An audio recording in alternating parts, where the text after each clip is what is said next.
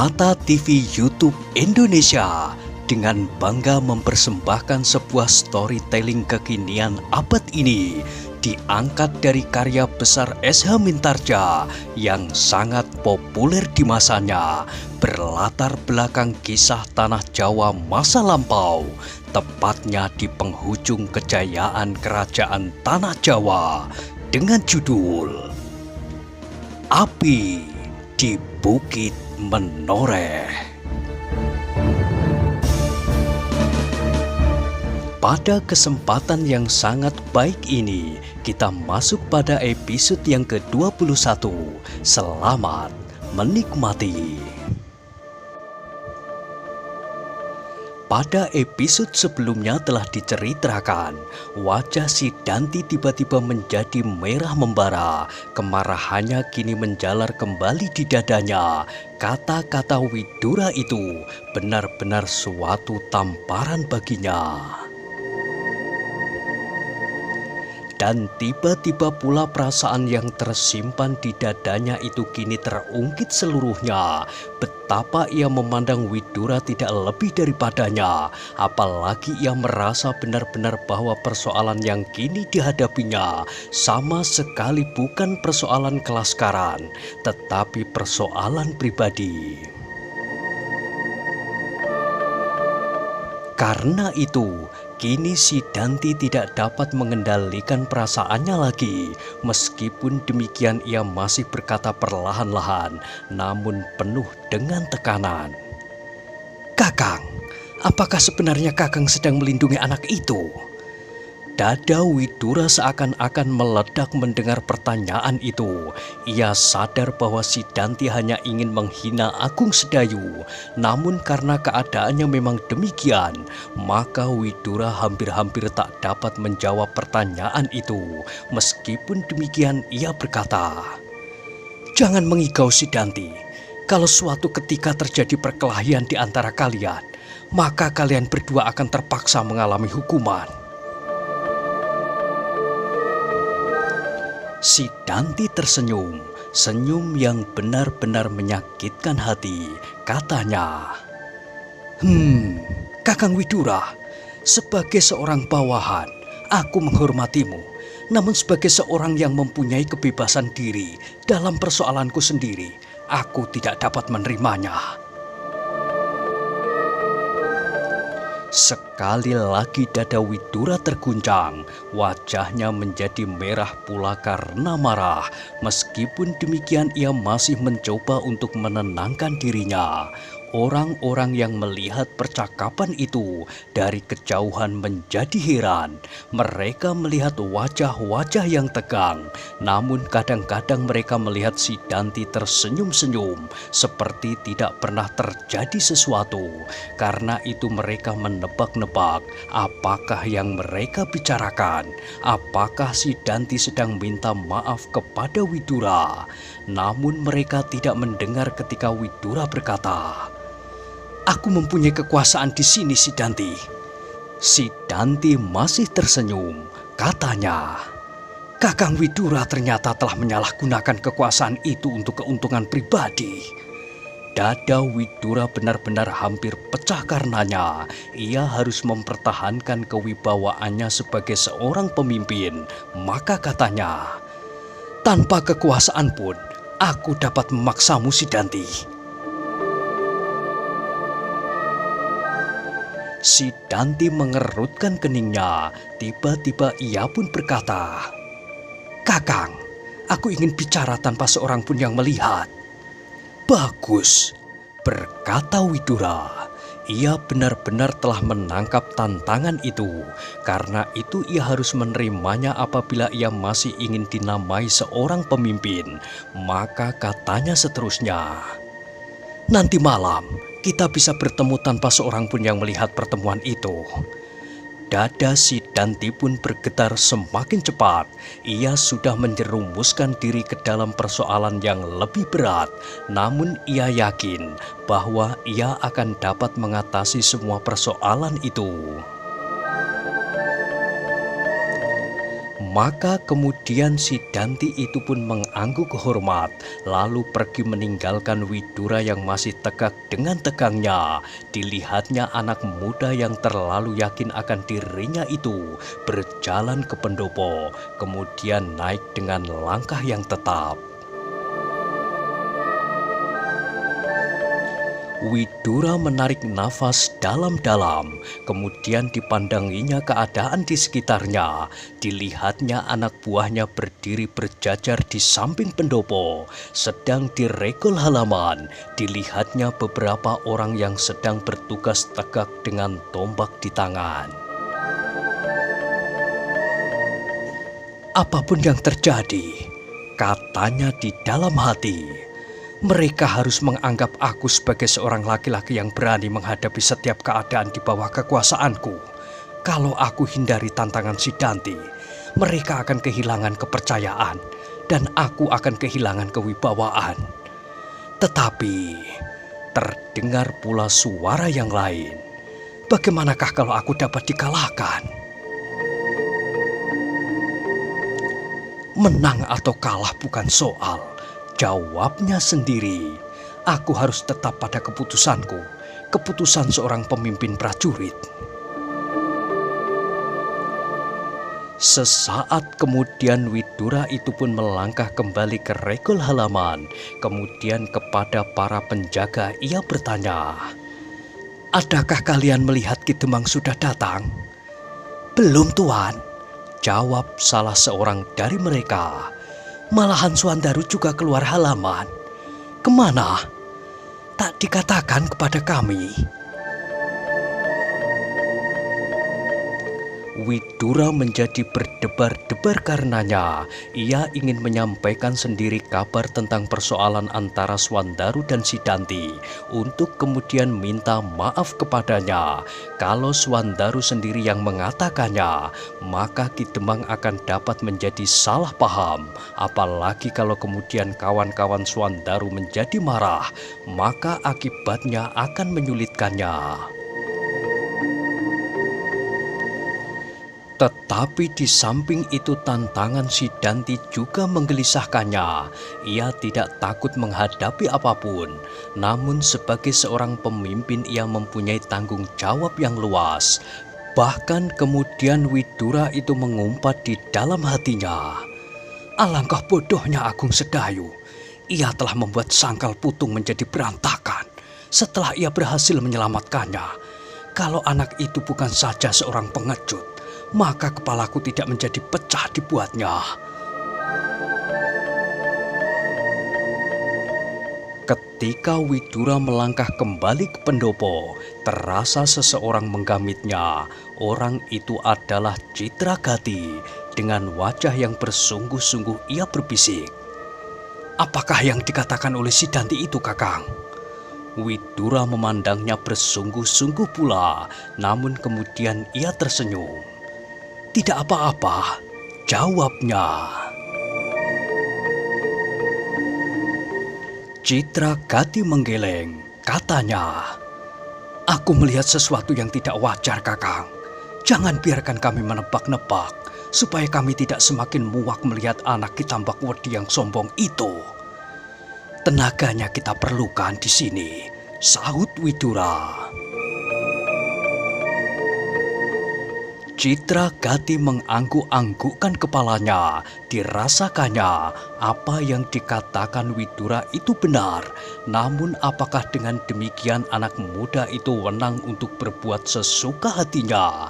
Karena itu ia bertanya, "Tetapi Kakang, aku melihat tingkah lakunya semakin lama semakin tidak menyenangkan." "Aku akan mencoba untuk mengatasinya," jawab Widura. "Mudah-mudahan Kakang berhasil," gumam Citragati. "Kalau perlu, Kakang dapat minta bantuan kami. Bukankah itu juga termasuk kewajiban kami?"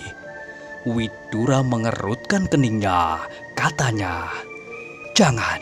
Dengan demikian dendam di antara kalian akan semakin menyala. Kewajiban kita masih banyak. Toh Pati masih ada di muka hidung kita. Alap-alap Jolotundo dan Pelosok Ireng yang berkeliaran di daerah Pakuwon dan Karajan Mungkin masih banyak lagi orang-orang yang bersembunyi di sana-sini. Suatu ketika mereka akan berhimpun dan itu adalah pekerjaan yang berat. Citragati menarik nafas dalam-dalam. Ia kagum kepada anak muda yang bernama Sidanti itu. Namun ia membencinya, meskipun di dalam hatinya ia mengakui bahwa seorang lawan seorang, ia tak akan dapat mengalahkan Sidanti yang hampir dapat mencapai tataran macan kepatihan. Namun ia tidak senang melihat anak itu dibiarkan sesuka hatinya. "Kakang," tiba-tiba terdengar Citragati berkata pula, "Kenapa Kakang tidak membiarkan Angger Agung Sedayu sekali-sekali mengajarinya untuk bersopan santun?" Kembali dada Widura bergetar, namun jawabnya, "Aku benci melihat perkelahian karena perempuan." "Oh," Citragati mengangguk-anggukkan kepalanya. Ia tidak dapat berkata apapun lagi. Itu adalah persoalan antara paman dan kemenakannya. Karena itu maka ia pun kemudian kembali ke pendopo dan duduk di samping Sonya dan Sendawa. "Apa katanya Kakang Gati?" bertanya Sendawa setelah Citragati duduk di sampingnya. "Entahlah, terasa sesuatu dirahasiakan oleh Kakang Widura," jawab Citragati. Sendawa yang matanya cacat sebelah itu mengangguk-anggukkan kepalanya. Tangannya masih sibuk menggosok-gosok senjatanya, sebuah kelewang yang besar dan tebal, sesuai dengan bentuk tubuhnya yang tinggi besar. Kemudian mereka tenggelam dalam kesenyapan. Angan-angan mereka masing-masing terbang bersama awan di langit. Sekali-sekali burung elang terbang melingkar-lingkar di udara, mencari mangsanya. Namun induk-induk ayam dengan bulu-bulunya yang tebal segera menyelimuti anak-anaknya yang ketakutan. Widura pun kemudian kembali ke Pringgitan.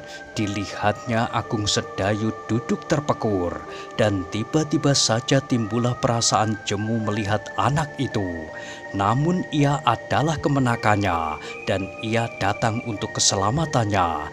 Karena itu maka yang dapat dilakukan oleh Widura adalah mengumpat-umpat saja di dalam hati.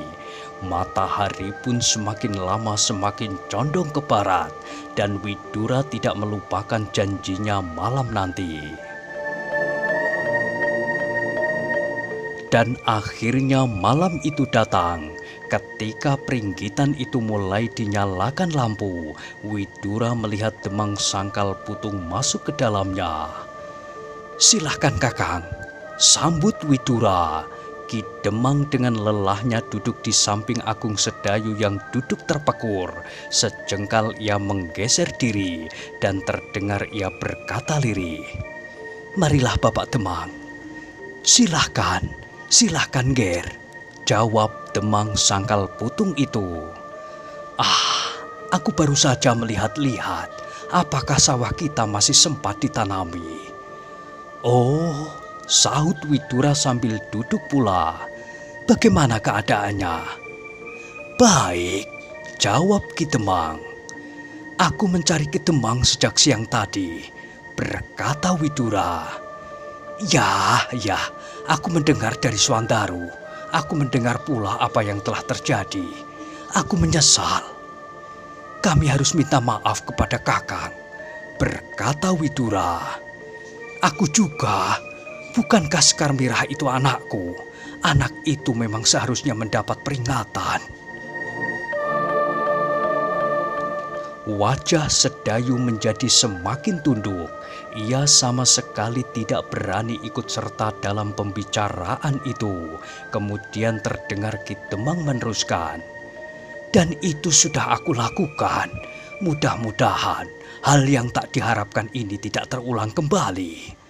Widura mengangguk-anggukkan kepalanya. Untunglah Demang Sangkal Putung itu sudah cukup usianya untuk dapat memandang setiap persoalan dengan tenang. Karena itu, maka keadaan Widura tidak menjadi bertambah parah lagi. Mudah-mudahan, berkata Widura kemudian, mudah-mudahan aku akan berhasil menguasai anak buahku. Ki Demang tersenyum, namun kemudian ia berkata, "Ah, sudahlah, aku ingin bicara masalah lain." "Apakah itu?" bertanya Widura. "Aku melihat kejemuan di antara anak-anak kita, bukankah begitu?" Widura mengangguk-anggukkan kepalanya. "Ya," jawabnya, "terasa benar kejemuan itu. Dan karena itu pula lah, maka sering terjadi hal-hal yang sama sekali tak diharapkan. Anak-anak itu kadang-kadang membuat hal-hal yang aneh, yang kadang-kadang berbahaya." "Tepat," sahut Ki Demang. "Jangankan anak-anak Adi Widura, anak-anak muda Sangkal Putung yang hidup di antara keluarganya pun menjadi jemu oleh ketegangan ini. Nah, aku ada pendapat kalau Adi menyetujui." "Bagaimana?" "Anak-anak muda Sangkal Putung akan mengadakan perlombaan ketangkasan." "Bagus," sahut Widura dengan serta-merta. "Ketegangan mereka akan tersalur. Biarlah anak-anakku juga mengadakannya." Ki Demang tersenyum. "Nah, kita tinggal membicarakan kapan dan perlombaan apa." "Baik, Kakang," jawab Widura. "Biarlah nanti anak-anak menentukan sendiri." Ki Demang mengangguk-anggukkan kepalanya. Rencana itu adalah rencana yang baik sekali baginya. Tidak saja untuk menyalurkan ketegangan yang menghimpit mereka terus-menerus, namun juga untuk memberikan petunjuk-petunjuk bagi anak-anak muda Sangkal Putung untuk lebih maju dalam olah senjata.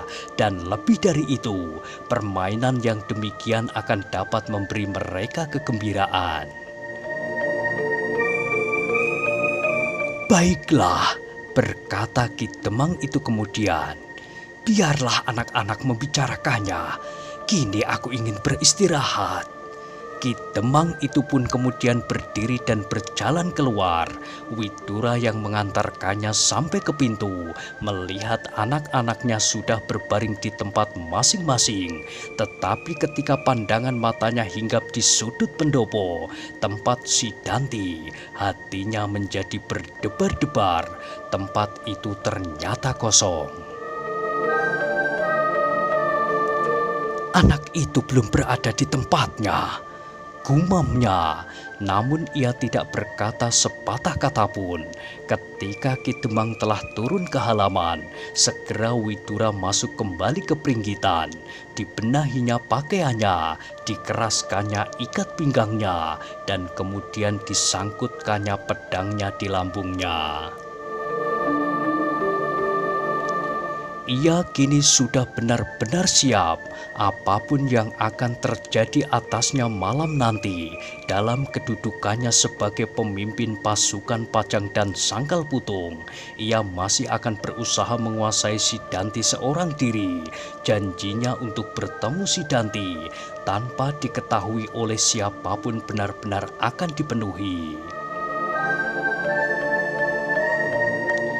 Demikianlah ketika Widura telah siap benar, berkatalah ia kepada Agung Sedayu, "Kau tinggal di rumah kali ini, Sedayu.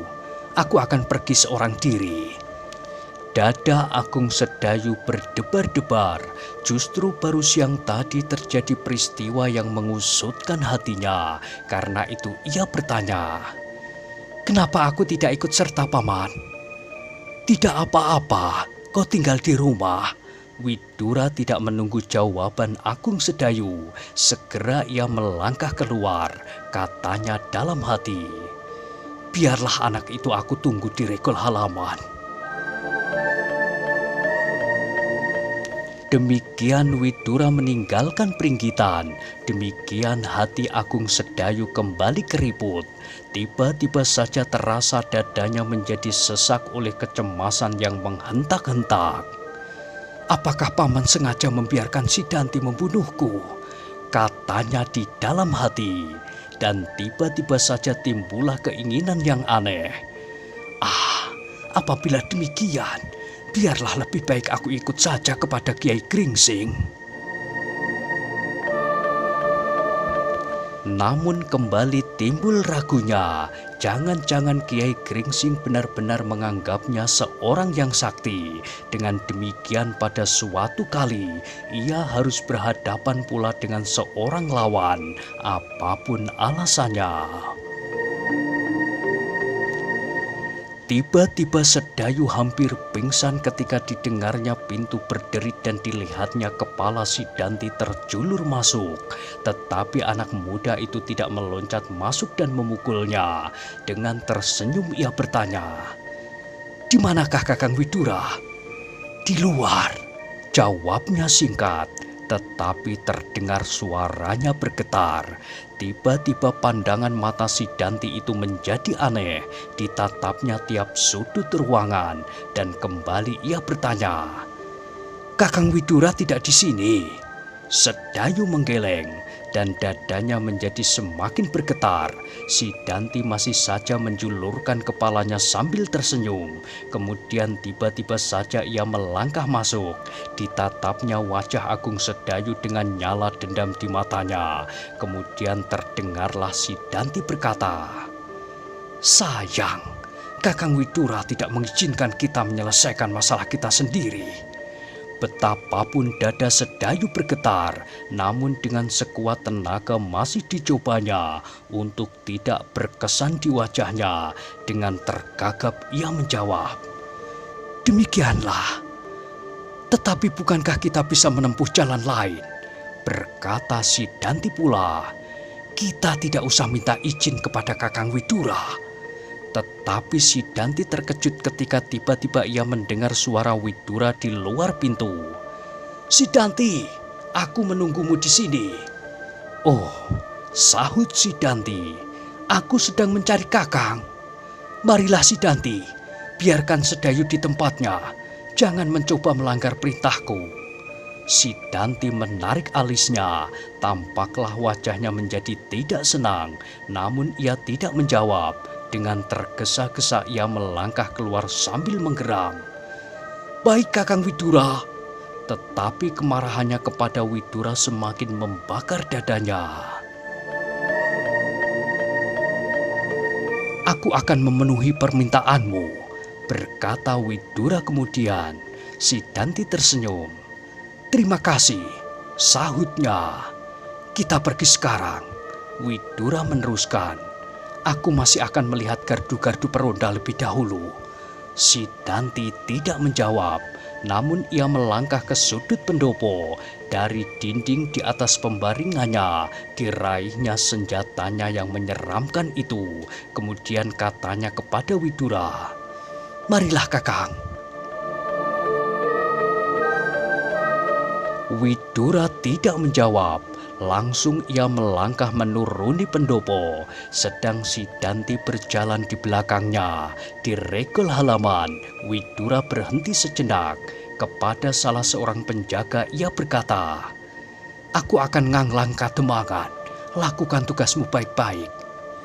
"Baik Tuan," jawab penjaga itu. Namun matanya memancarkan keheranannya. Biasanya Widura pergi hampir setiap malam dengan Agung Sedayu, namun kini ia pergi bersama Sidanti. Mereka mencoba meraba-raba apakah sebabnya, tetapi tak seorang pun di antara mereka yang berani bertanya. Sepeninggal Widura dan Sidanti, perlahan-lahan Hudaya berjalan ke regol itu pula. Gumamnya, "Aneh." "Apa yang aneh, Kakang?" bertanya salah seorang penjaga. "Aku tidak bisa mengerti apakah sebenarnya yang memukau Kakang Widura.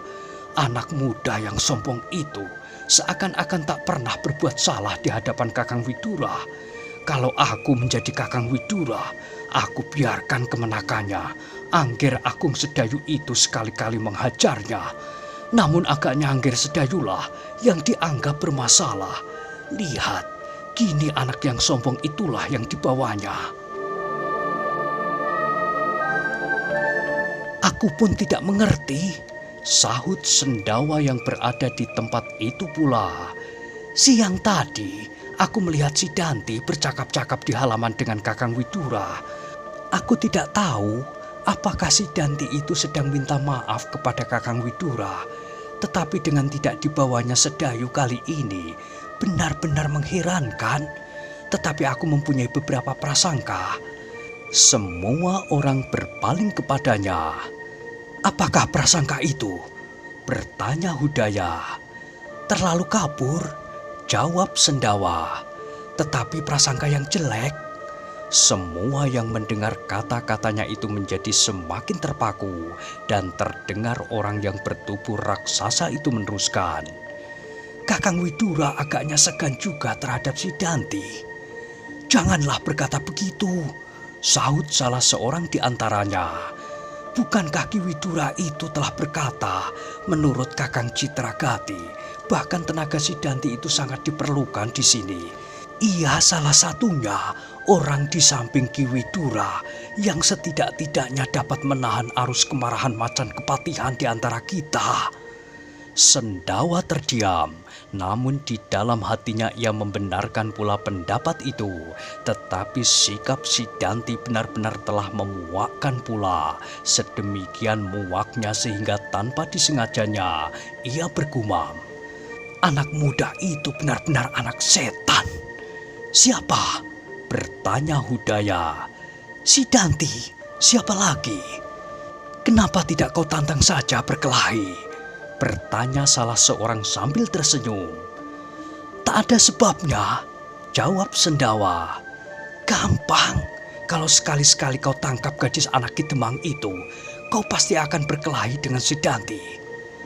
Belum tentu, aku dapat juga berhadapan dengan Ki Demang atau anaknya yang gemuk bulat itu. Kau bersetujulah dulu dengan mereka. Bagus, Sendawa berhenti sebentar. Tetapi aku tidak berani berkelahi melawan anak kecil itu. Yang mendengar pengakuan itu pun tersenyum geli. Sendawa sendiri tersenyum, namun hatinya mengumpat tak habis-habisnya. Seandainya ia mampu, maka si Danti pasti sudah dihajarnya. Regol halaman itu kemudian menjadi sepi. Hudaya kemudian melangkah kembali ke pendopo diikuti oleh Sendawa sambil menyeret kelewangnya yang besar dan tebal seperti tubuhnya. Hampir semua orang telah tertidur. Citragati tidur dengan gelisahnya, sedang Patra dengan nyenyaknya mendengkur di samping Sonya. Widura dan si Danti masih berjalan menyusur jalan-jalan desa, singgah dari satu gardu kemudian gardu yang lain, seperti setiap malam dilakukan oleh Widura. Namun kali ini nampaknya ia sangat tergesa-gesa. Beberapa orang pun menjadi heran, hampir tidak pernah mereka melihat si Danti meronda bersama Widura. Tetapi seperti orang-orang di regol halaman, mereka pun tidak bertanya pula. Di gardu anak-anak muda Sangkal Putung, Swandaru berdiri bertolak pinggang sambil menguap di muka pintu. Tetapi cepat-cepat mulutnya terkatup ketika ia melihat Widura datang ke gardu itu bersama-sama si Danti. Tetapi Swandaru pun tidak bertanya sesuatu, hanya matanya sajalah yang memancarkan dendam yang tersimpan di hatinya terhadap anak muda yang perkasa, murid Kiai Tambak Wedi yang namanya menakutkan segenap daerah-daerah di sekitar Gunung Merapi.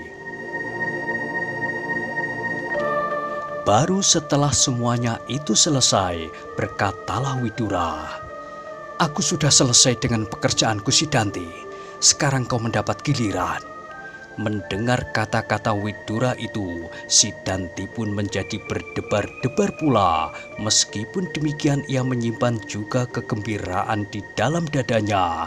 Jawabnya, "Baik Kakang, kemana kita akan pergi?" "Terserah kepadamu," jawab Widura. "Kita pergi ke Tegal," ajak Sidanti.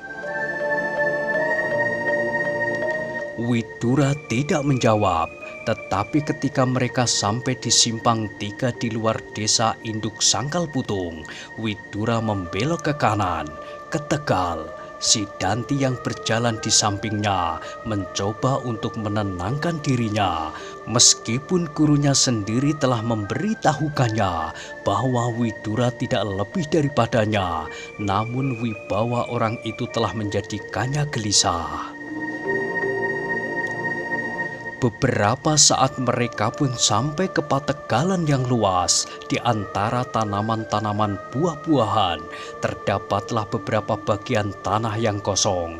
Meskipun Widura tidak bertanya sesuatu, namun timbullah dugaan dalam hati bahwa di daerah sekitar inilah Sidanti mendapat tempaan dari gurunya. Bahkan mungkin kali ini pun gurunya ada di sekitar tempat ini. Meskipun demikian Widura sama sekali tidak gentar. Sebagai seorang pemimpin ia akan tetap pada pendiriannya apapun yang akan dihadapi. Di bawah sebatang pohon jambu mete yang besar, Sidanti berhenti. Katanya, "Kita berhenti di sini, Kakang." Widura pun berhenti pula.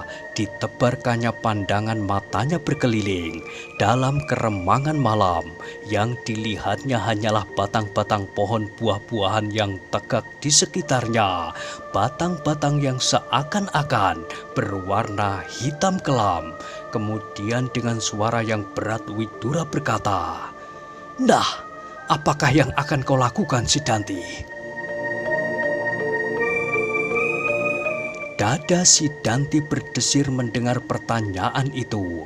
Bagaimanapun juga, Widura memiliki cukup pengaruh atas dirinya.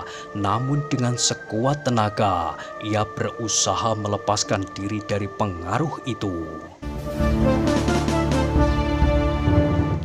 Nah, bagaimanakah kisah selanjutnya? Silahkan ikuti terus kisah Api di Bukit Menoreh pada episode berikutnya. Sampai jumpa.